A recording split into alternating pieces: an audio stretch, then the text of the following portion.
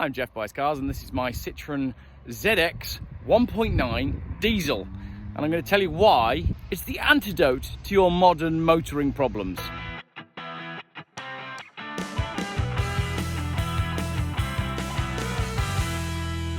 Look at that. That, if you excuse the wind, is actually a very good looking car, isn't it? So we're going back 32 years.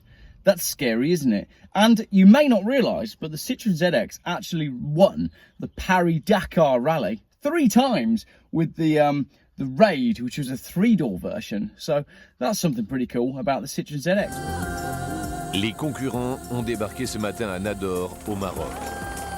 La spéciale a été courte mais de qualité, sur des pistes étroites de petites montagnes. This is not petrol hybrid. This is not an electric car. It doesn't do all those clever things. It's just a basic vehicle. It's transport and it has character.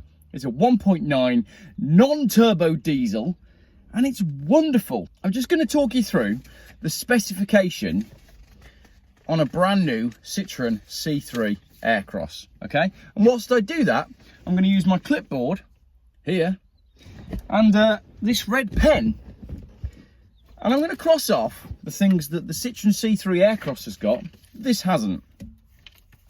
Citroen connected nav with 3D navigation? No. Cruise control with speed limiter? No. Front parking sensor? No. Lane departure warning system? No. Outside temperature indicator? No. Rear parking sensors? It has got a tow bar. I guess you just keep going until you feel the tow bar hits something. So I'm going to put a dot next to that. Top rear vision reversing camera? No. Traffic sign and speed limit recognition and recommendation?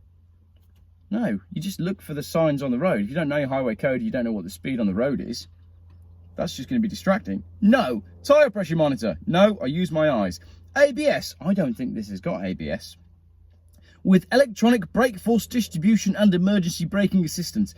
That sounds like a nightmare. Active safety brake, forward collision alert. That's going to malfunction. No. Airbag, front passenger? No. Airbag driver? Yes! Airbag front curtain and lateral? No. Automatic door locking when moving off? Doors don't lock. Automatic illumination of hazard lights upon deceleration?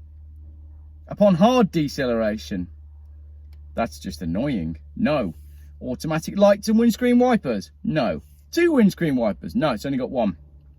Automatic locking of the vehicle? We've already done that one. It doesn't lock. Child safety locks. I think it would have those, actually. That's a tick for that. Shall I check? Let's have a look. Hang on.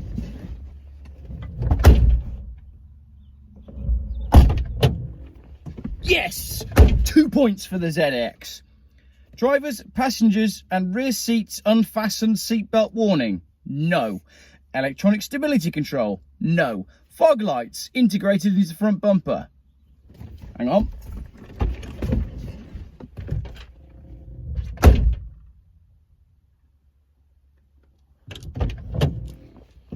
That'll be a no. Height adjustable 3-point pre-tensioner front seat belts? Yes.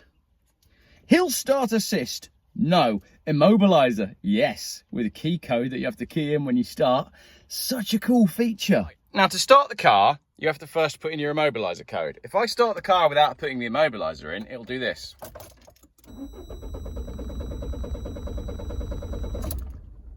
And the red light flashes to tell me that I haven't put the code in.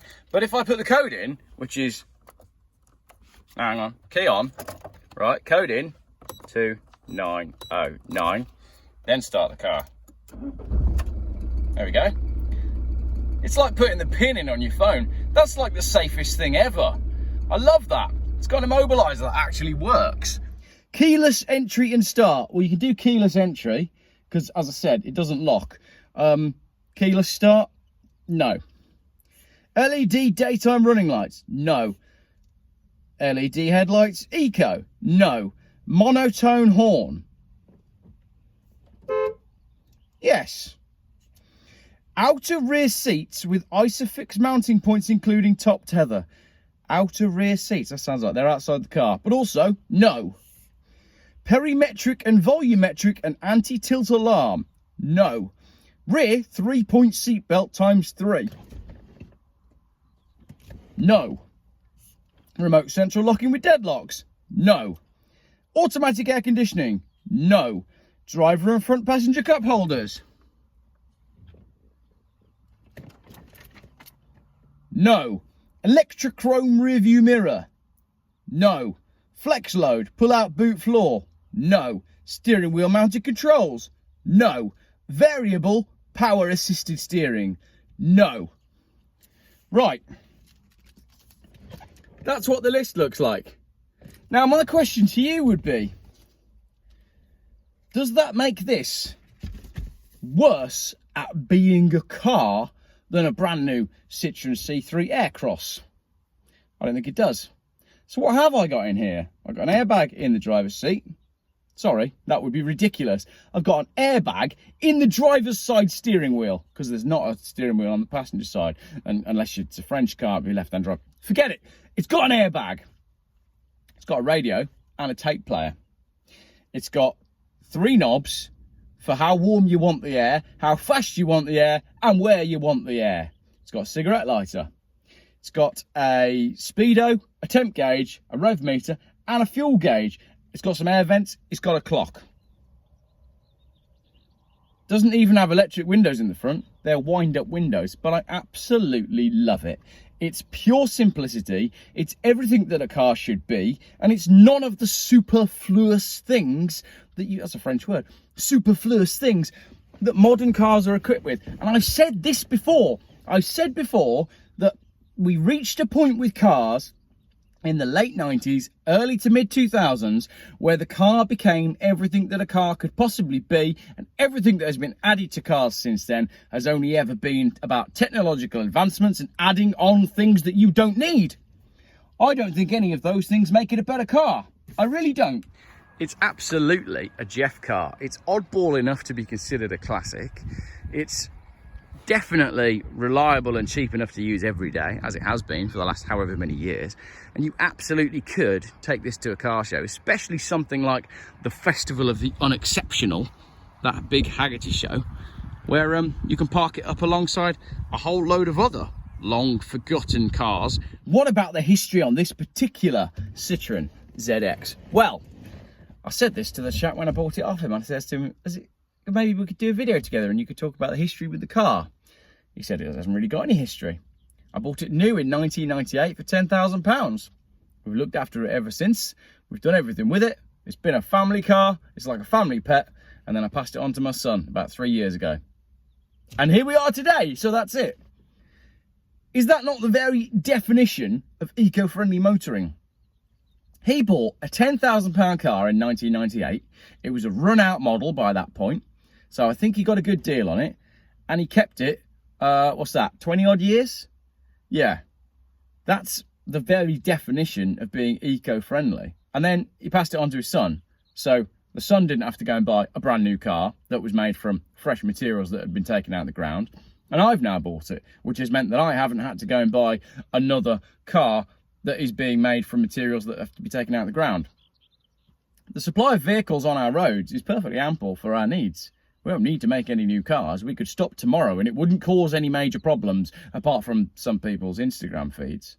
I really do think that a better use of resources is to look after what we've got.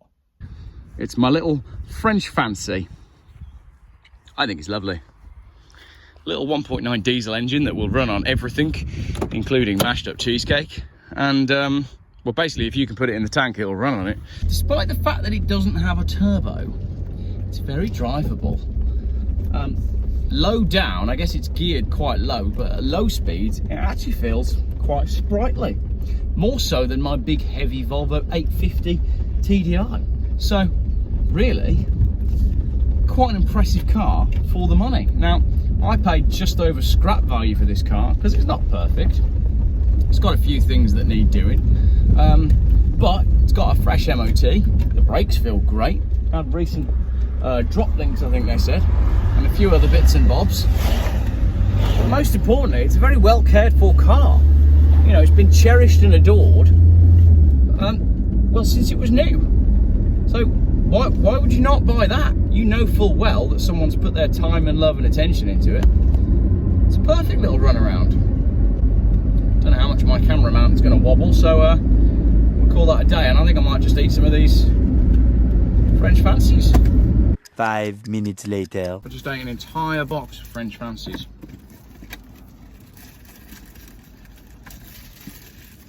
Something I've always wanted to do. If you keep your aspirations realistic, you'll always achieve your dreams. Thanks for watching.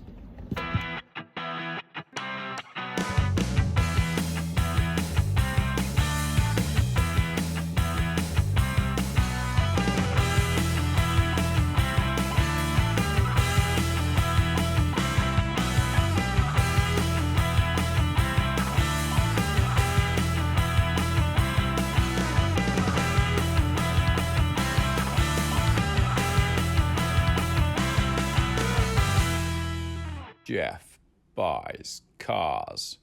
Still, YouTube's most boring car channel.